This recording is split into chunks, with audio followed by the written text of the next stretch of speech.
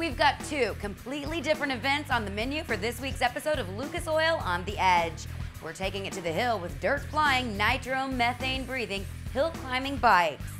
Later on, we'll be skimming the sippy holes in the Swamp Buggy races from Naples, Florida. We've also got a special treat in store for you, the Lucas Oil Crash Countdown.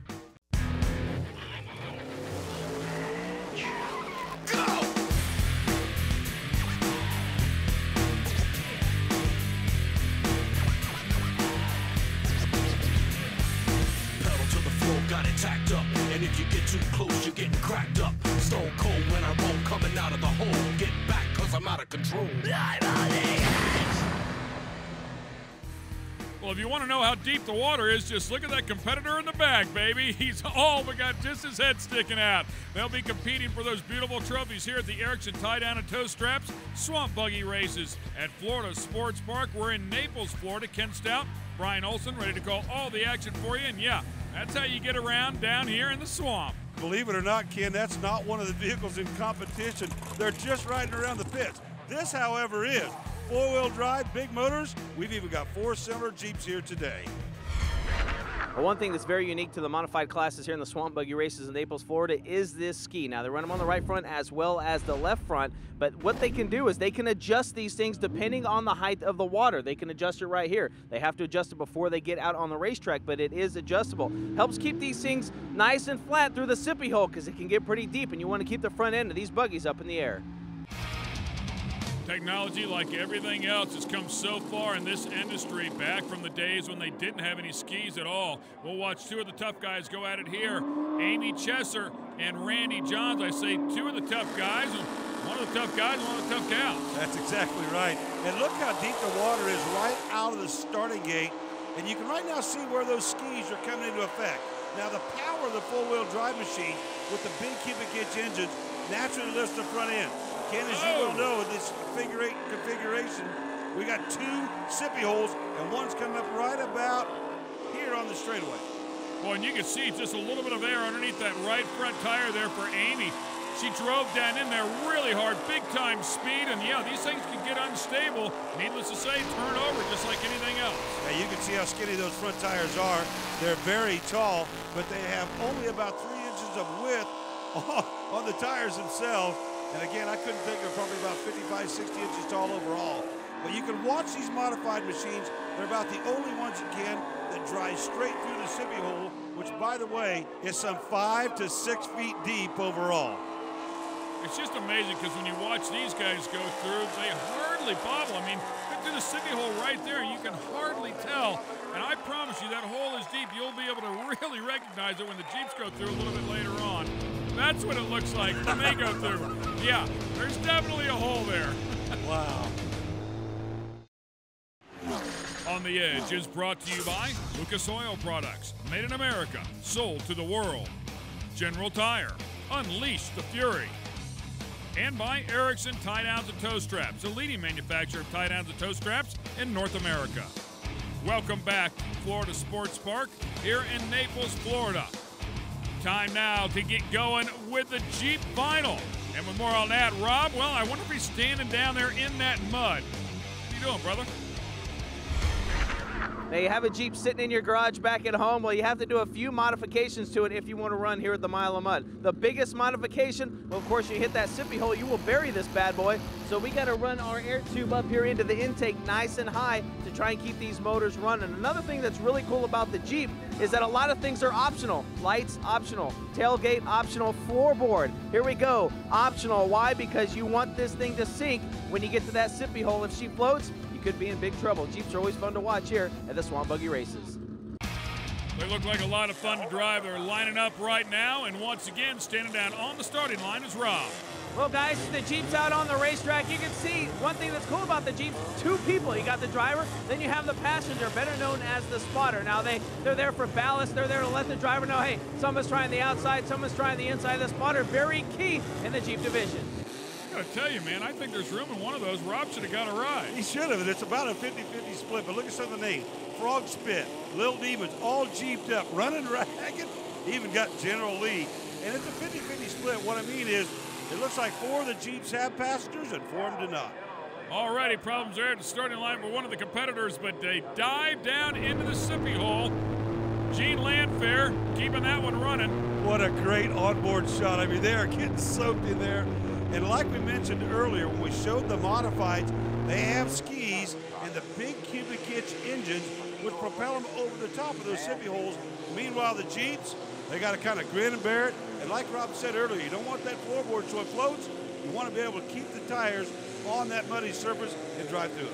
Yeah, you can actually watch the water just squirt right up around the engine as well, but as long as they keep that air cleaner up above the water and it's sealed off and the exhaust pipe above the water, those things should run just fine. The cool part about it is this is great racing. Look how close all 8 of these Jeeps are. Whether single driver or passenger on board, it is bumper to bumper as we go on board once again with the number 41 of Gene Landfair. Passengers hanging on to the belts there. As you take a look at your leader, that is Jeep number 15, the evil and wicked Steve Armstrong wheeling that one. No relation to Dale that we know of. And here they go into that sippy hole. Now you can also see that they're trying to find a pattern here as Armstrong and his co-driver look back. There's some rubbing bumpers going on here. Yeah, I thought he was driving up over the top of him for a moment, but yeah, they are nose to tail. He's giving him a push. We had the yellow one down in there, stuck in the mud, stuck in the sippy hole. Got it going once again, though. I believe that's part of the reason, Ken, that you actually run that inside line. I believe that at least in the area of the sippy hole, that it's a little less deep on that inside line. I think the drivers know that. Well, the 15 and the 01 going at it right there. The General Lee. Jeremy White. Oh, Jeremy White. Getting out there trying to make a pass. And the 15 making it awful wide right there for him to get around. He and his co-driver, Armstrong and co-driver, watching out for that bright orange 01 machine and not going to give him a shot at it. Oh, they got some top heaviness right there. Yeah, they're not afraid to rub here. They're doing a little bump drafting in here. The 01's got hooked up to his bumper right there, man. And I got to tell you, it's going to be interesting before the checker flag drops. Good stuff. Great battle going on for third there, just behind them. You can see all the safety workers as well following these guys around just in case they do roll over. They have somebody there to help them out immediately. Now this is where the 01's got to make a move right here on Armstrong. They're in the sippy hole. He's going to be the first man out. He can find another way around and maintain, get up beside him. Oh, look at him bunching up down in there. Oh, I believe he's actually going to lose position. I think you're Lost right. one. Wow. Cost him second place right at the very end as they fan out through the sippy hole. Again, that inside line was the quicker one. We watched it in the Lucas Oil Products instant replay, and unfortunately, the General Lee ended up coming up one more short, had second locked up, but had to move away from that inside line going across for the checker. It's just great because the competition here is very close in this class. A lot of competitors in this class. The fans love it. The competitors love it. I'm going to tell you, man, I think we need to get one of these things. Me and you need to get up in there. I got to tell you what, man, it looks like great fun, and I guarantee you, if you and I couldn't do it, my son Drew would take your spot in a minute. Evil and wicked, it says on the side of the Jeep. And Steve Armstrong, congratulations, another win for you. But looks like a little wet, man, and a little chilly out there as well. Yeah, it's a little on the chilly side today. We get a lot wetter than all the other buggies and stuff too, so it's something. You guys take off pretty quick and you hit that sippy hole, and then it looks like a lot of fun from there. Yeah, it's the best class. We got a lot of beating and bang, a lot of competition. They put 9 of us out there at one time, and it's pretty much whoever gets the best start wins. You got to get out front. And everybody pushes a lot of drafting and stuff going on too. 2 Jeeps go faster than 1, so it's a lot of fun. It is a lot of fun. Everybody out here is having a great time. Fans just sitting around watching. I mean, it's a big party atmosphere. And not only that, it's the only place you could go where the queen gets thrown in the dirty lake. All right. 4-wheel drive mods ready to go at it. This is the final. Take a look at Amy's vehicle. It's offset to the inside where it should be turning right. That one designed, no doubt, to turn right, but Amy Chesser and her uncle, Eddie Chesser, will be doing battle here in the final. Oh, Amy's doing a great job, and the Chessers have dominated forever. Amy's dad is actually Leonard Chesser, and the Chesser family, for all intents and purposes, have dominated this sport since its inception many, many years ago, Ken. Yeah, and you can see the name of her buggy is called That's It. No doubt a play off of the legendary buggies That's One, That's Another One that campaigned literally some 20 years ago. Yeah, this has been going a long time down here. And in Naples, man, there is a fan following for this group like you can't believe. And Eddie Chesser and the Rapture just making it look easy. Eddie pointing over there at one of the track workers as if to say, yeah, baby, I'm up on it, man. Don't worry about me. Y'all don't need to run and try to catch me. So they're all standing.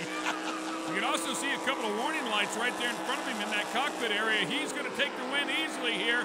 Man, just huge speed around this course. Yeah, they are great big cubic inch engines, some almost the style that you would see in a drag racing car with dual carburetors and whole ball wax. Man, I think he might have got a little head start right there. Yeah, that he thing has was a jump. rolling just a little bit. He had a jump on the starting line, and we heard the Jeep winner say earlier that was very, very critical. So excellent stuff here. Your winner, Eddie Chesser. Modified four-wheel drive in the books. Eddie Chesser, another win for you. Congratulations. Thank you. How about the track today? A lot of guys saying, I know it's a little chilly out there, but also a little bit deep. Did you guys have to do anything to this buggy to make it better? Yeah, well, actually, the water fluctuates every race day out here, and we're running the same gears we had before. And some people have changed their gears, but it's too hard for us to change ours because it's a four-wheel drive. You got to change two sets instead of one. Congrats to Eddie Chesser on his win in the four-wheel drive category. I hope you weren't thinking about going anywhere because we've got more intense competition coming your way. We'll be right back with motorcycle hill climbing from Columbus, Montana. Perseverance and determination are characteristics commonly found in any racer, and that holds true for motorcycle hill climbers. With an unbelievable amount of horsepower underneath them, it will be an all-out battle to make it to the top of the hill without falling off. Let's check out some hill climb action with the 450cc class. All right, now we take you to an entirely different location. A little bit of rain on the ground as we get ready to start the hill climb out here in Columbus, Montana. The Big Sky Hill, Naha Hill Climb, presented by Herculiner. These guys are incredible. The bikes are spectacular. And Ken, unlike where we just came from in Naples, Florida, these riders don't like a lot of rain and a lot of moisture. But we have it forecasted throughout the course of the day and in the evening. Guys, believe it or not, it is possible for a 450cc bike to get up this 600 plus feet. It may not look easy, and it is not easy. As a matter of fact, I'm only standing at gate 2. This is about a third of the way up the hill, and it gets tougher after this. What a great class, though. Production bikes, extenders in the back, no bolt-ons, an absolute driver's class. You will see some flips, you will see some spills, but I guarantee one thing, some guys will get over, and they should be right around the 22s, high 21s. That could be the winning time. No doubt a very difficult hill out here as we watch our first competitor, Eric Cherry, coming up out of Laurel, Montana. And these bikes, as we mentioned earlier, are the 450cc models, not the highly modified, not the top end of the class. You can see the extended swing arms and not the big power, those nitro-burning big cubic inch machines, Ken. Yeah, but don't think for a second these things are slouches. I mean, these 454 strokes still provide a ton of horsepower, as you can see, up and over the hill. Really no challenge whatsoever for the bike, I should say, but for the rider to keep that thing upright, it is quite the challenge. All right, guys, standing next to last year's champion here in Columbus in the 450 category, Corey Earhart. Corey, last year, 21.9. How is the atmosphere today? How are things feeling? How's the bike? How are you?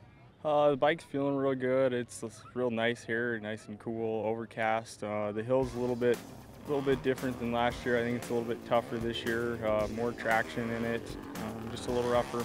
I'm thinking in the 450 class, somewhere in the 22s is going to be the winning number, don't you think? Yeah, that's probably a good place to shoot. Sometimes we're able to run faster times than what we are on the 700 class, so we'll just have to see. Well, interesting that he would say that as well. Obviously, he's speaking in regards to the traction that they can get with these bikes here as they plant the weight. That back tire can really dig in and move them forward, where on the 700s they can literally just blow the tire off of it. Yeah, much better control here. And as you said, Ken, you look at the length of the swing arm, but what I want to look at is the pitch and angle of that hill right there. And also, watch here. You see they stay in the throttle right there because the final finish line stripe and the actual photo cell to tell the time is beyond the top of the hill. Brandon Whitlock, one of the best in the business, and these guys all ride in multiple classes, so he'll also be competing a little bit later on. But taking his time right here, pretty methodical run, I should say. Yeah, one of the things you got to do, and it's been said many, many times, to finish first, at first you must finish. And that's what he's trying to do here, is just at least make his way to the top. And then that extra 30 or 40 feet, you look at him, he's looking over at that photo cell to the left. Jason Smith's going to take us for a ride here. By the way, they're all still chasing Corey Earhart with that time of 20.876. So these times are a little bit quicker than anticipated earlier today. Man, look at how they got to maneuver those bikes around. That thing's making a lot of steam right here. Oh, man. Yeah, I was just going to say a completely different line, and that's why. Oh! And he didn't make it to the finish line yet. Consequently, you see the distance there at 550.8 feet. He will not get a time. A tough break.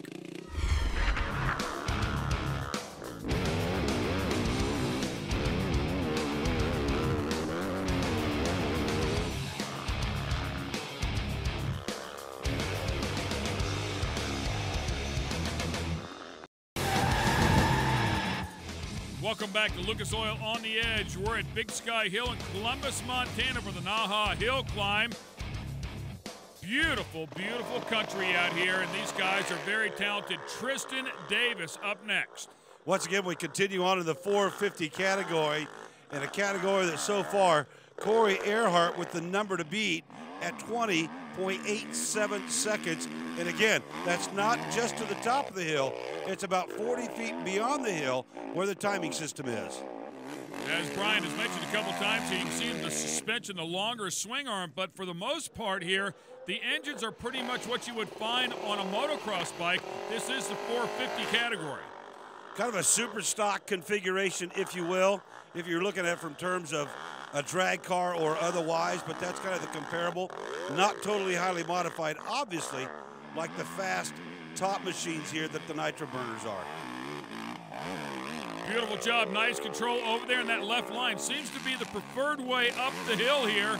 Hits the gate nicely, just kicks a huge roost out there going for that finish line. By the way, starting to rain. Travis Whitlock is up next, another talented rider here, but the weather's going away, the track's going away, it's gonna get ugly. Yeah, we've watched the clouds settle in throughout the course of the afternoon. And as lightning out here, man. It's doing a lot of that, man. And as a result, Whitlock trying to get in there before it gets totally soaking wet. And Right. again, whoa! Is that a lightning bolt right at the very end? That was bizarre. I got to tell you, it looked like it hit him. One more time, watch. It looks like a lightning bolt comes down here. They are saying lightning just hit the timing device. Wow.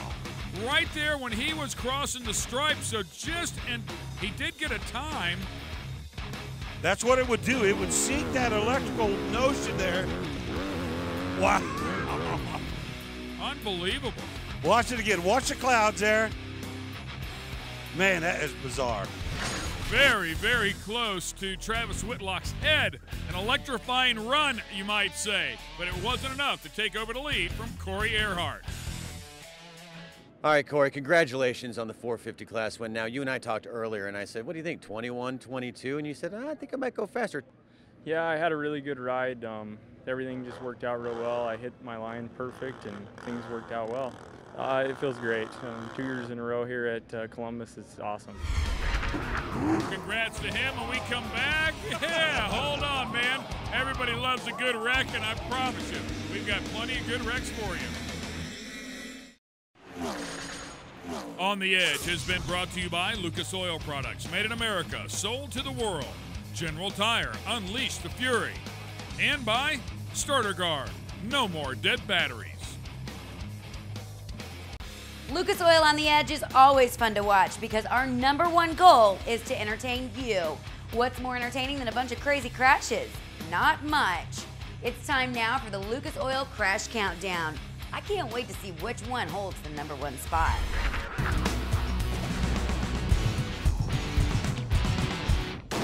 Number 5.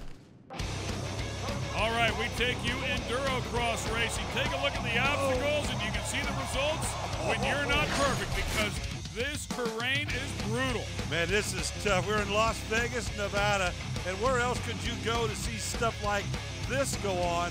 Look at the logs and look at how tough it is for the riders. They're falling over all over the place, man. Number 4. We're at Joliet, Illinois. Remember this night, Ken? Top Fuel dragster, nostalgia style, and the funny car alongside the done and gone machine. Right at the stripe, blows the roof off of that thing, man. Wow. Immediately went from a funny car to a roadster, and look at that thing just buckle in. The windshield really caved in from the forces of the speed that he was going, and it buckled right down on top of him. And that VAG of John Dunn, watch it one more time in replay. Boom, goes right straight for that forehead. Wow, good job of driving. Number 3. The highest level of karting in the country at the time. Stars of Karting, Newcastle, Indiana, and things get ugly in turn 2. Gustavo Yakiman gets into a couple of people, and they were not happy about it. He just dove down in hard here on the inside of turn 2. The kart got out of shape, turns it sideways, and collects a couple of guys, and that was the end result. The kids were driving with a lot of emotion. Tackled. Wow. Number 2. All right, Illinois versus Iowa, and over they go. This is the Diva Metal Mayhem.